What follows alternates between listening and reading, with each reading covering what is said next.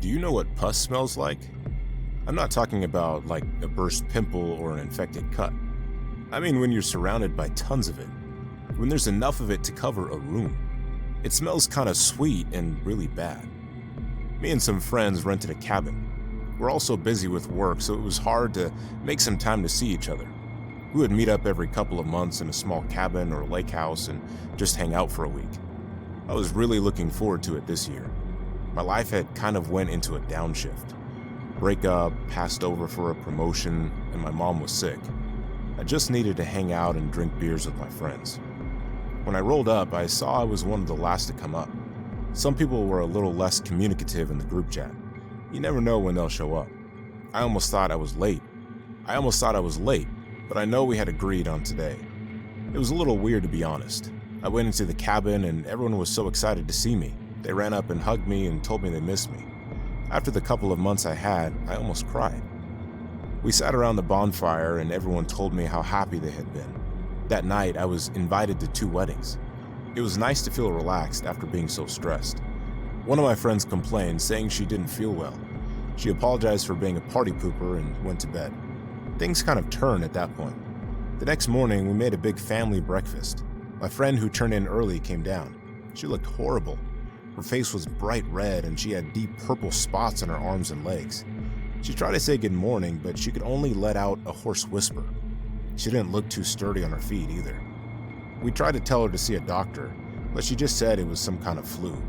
She'd stay in her room, she said. At least that's what I think. It was hard to make out what she had to say. A couple of us put her back to bed and we went about our day. We talked mostly about her though, that she looked rough and maybe we should do something. We got back to the cabin and it smelled awful. We called our friend, but she never responded. We looked for her everywhere. All the lights were off and the terrible smell was so strong. We found her in the bathroom. All the purple spots on her body had popped open and there was a film leaking from them. It was all over the bathroom and it stank. She was slumped over the lip of the bathtub with blood coming out of her nose and mouth.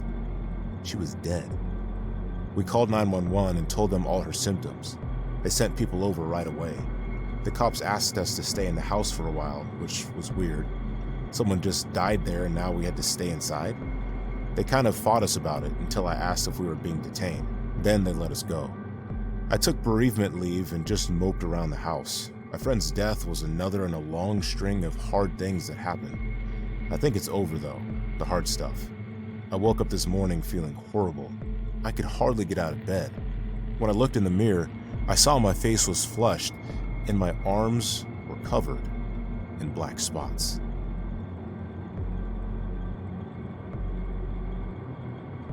I like to camp alone, or I did. I used to pack up my tent, some canteens, a thermal blanket, and some books in my car and hop around to different campgrounds. That got boring though, so I started going into more uncharted areas, like deep woods. I really went survivalist for a little bit. The last time I went camping, the last time I will go camping, I was out by myself in the middle of nowhere. I think it had just rained where I put my tent up. The ground was soaked, but in situations like this, you put your tent up where it can fit. I had passed by these woods before on my way to real campgrounds.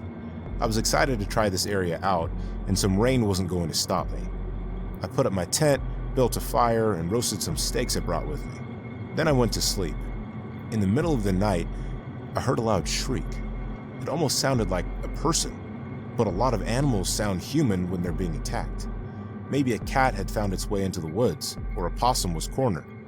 I was rattled, but managed to go back to sleep. The next morning, the ground was soaked. It didn't rain. It shouldn't have been so wet. It also smelled like a fast food joint. When I pressed my foot into the ground, what came up wasn't water. It was too thick. I didn't want to stay there anymore, but I was on my survivalist kick. I kept telling myself I could handle whatever was out there. I tried to sleep that night, but I couldn't. I heard the scream again.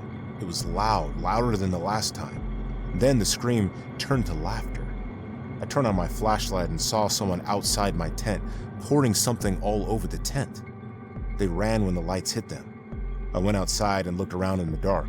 Everything was covered in thick oil, the trees, the ground, the rocks, and my tent. I thought I saw someone in the trees further away, but it was just for a second. I ran to my car and started the engine. I drove off with one more loud howl behind me. I sped home and stayed up all night. The next morning, I saw on the news that the whole forest had caught fire. They said it started at an abandoned campsite. Someone probably left a fire going and took off. It destroyed almost the entire woods and hit a nearby small town. I'm not going camping again.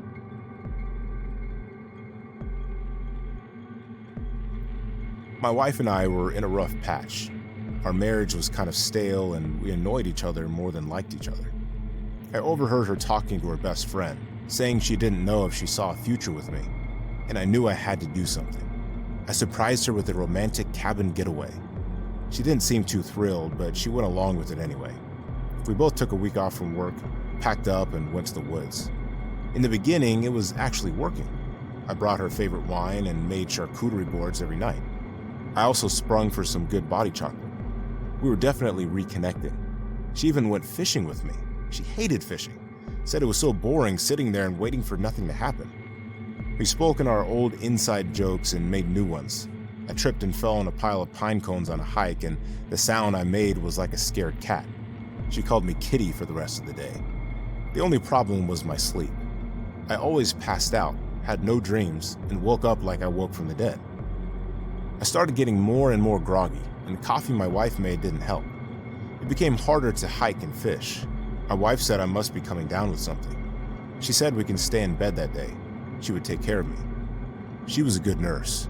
She made soup and held me all day and night, and I felt worse the next day. I could hardly get up. I managed to get to the bathroom around midday and heard my wife on the phone. She was talking to someone, saying it was almost over. Just a couple more days, maybe.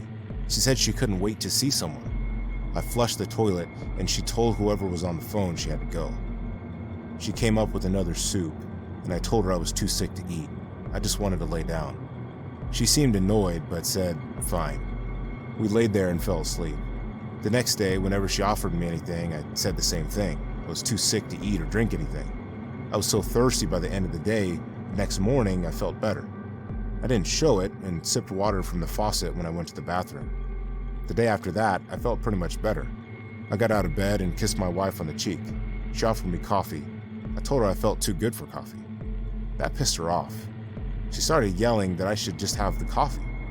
She worked so hard on it and I was being ungrateful.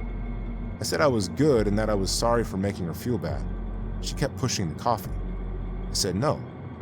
She might not have known then, but I'm pretty sure she knew I was on to her by the end of the day when I cooked everything myself and refused whatever she gave me.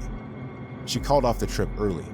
We'd been constantly fighting since I got better, so I said that was a good idea. We got in the car and drove home. We didn't say a word to each other all the way. When we got home, I told her I wanted a divorce. She didn't say anything. She filled up her suitcases and went to stay with her best friend. I moved out of the house within a month. Left the state even. I need as much space as I can get between me and her. I still go camping sometimes. It's not the nature or the being alone in it. What I don't do is date. Once is enough for me. I don't need to get sick in the woods alone with anyone. I don't need to die.